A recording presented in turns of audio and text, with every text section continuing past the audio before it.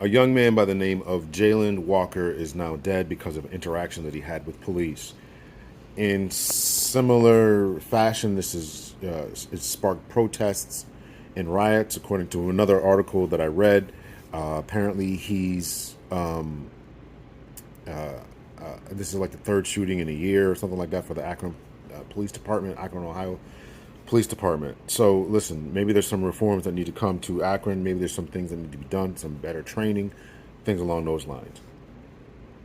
So the first thing we had to do is really take a look at ourselves. There's a quote that's attributed to Elijah Muhammad. I haven't been able to find it in writing, but it says that before we look at others, we have to look at ourselves. And according to the report that's in this article here, is that Jalen was they were going to try to pull Jalen over for some kind of traffic violation. He then takes off and refuses to stop for the police. This time, the police say that during the high-speed chase that ensued on the highway, Route 8 there, that a shot was fired by Jalen. And then the car pulls over finally, and then a foot chase ensues in which more shots are fired, 60 rounds or whatever is going on. But, you know, again, we have to take a look at why we're having these interactions with the police. We have to understand. This is why I want to start focusing more on the young men, because of the decisions and the choices that we're making. We have to make better decisions. You have to pull over and stop. You have to have a car registered. You have to have your license on you. You have to be legit when you're traveling, when you're moving, when you're driving, etc. You have to be legit. That's primary number one. Number two is, if you are stopped, you have to stop and comply, right? You have an obligation to stop. You have an obligation to not to run.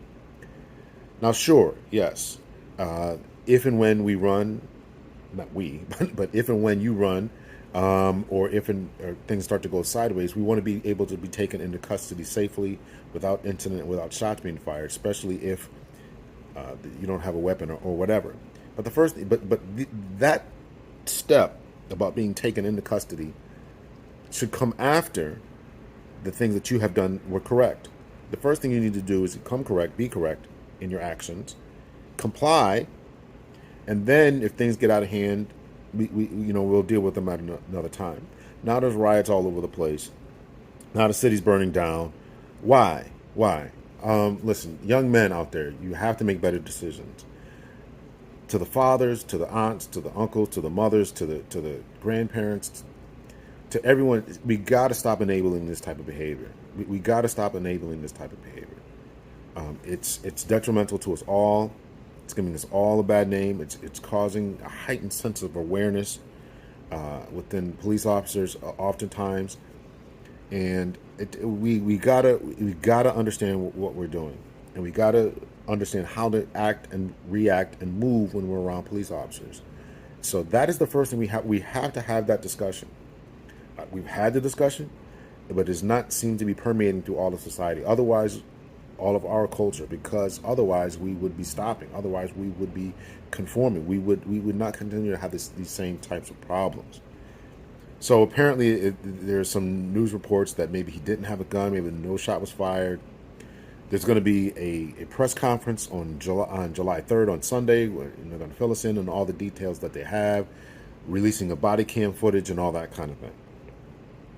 But in the meantime, listen, I want everyone to take this as a learning opportunity as much as possible, right? This is a tragic event, obviously. It's all sad, obviously. We don't want we don't want anyone or any family to have to go through these types of losses.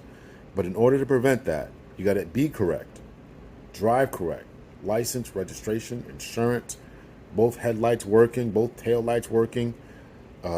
Don't have excessive noise coming from your motor vehicle, whether it's music or whatever. Stop drawing and attracting attention. We all know we want to flash and floss to impress the opposite sex, gender, whatever. But we have to understand that you have to be correct. Otherwise, you're going to draw so much unwanted attention as well as the wanted attention. And then comply. You have an obligation to show license, registration, and insurance. You have an obligation to to pull over, to stop. If they ask you to get out of the car, you have an obligation to get out of the car. Those are your obligations. And then if things go sideways and don't go according to plan, then you take the responses. Then we can respond in kind. But you can't and shouldn't fight. Have your cell phone recording. Hopefully they have body cameras. Everybody can get all their images and all that together, and we can fight it out another time. But running away and then rioting, but running away on your part is foolish. And then rioting on the other throughout the city is foolish, right? So we got to get this under control. We got to get this under control. We've got to we push for police reforms, and they have listened. A vast majority of states, police departments have revamped many of their policies. They have listened and they are listening. But we need you all to step in and step up and do what you need to do in order to stop attracting this unwanted attention and stop being placed in these types of situations.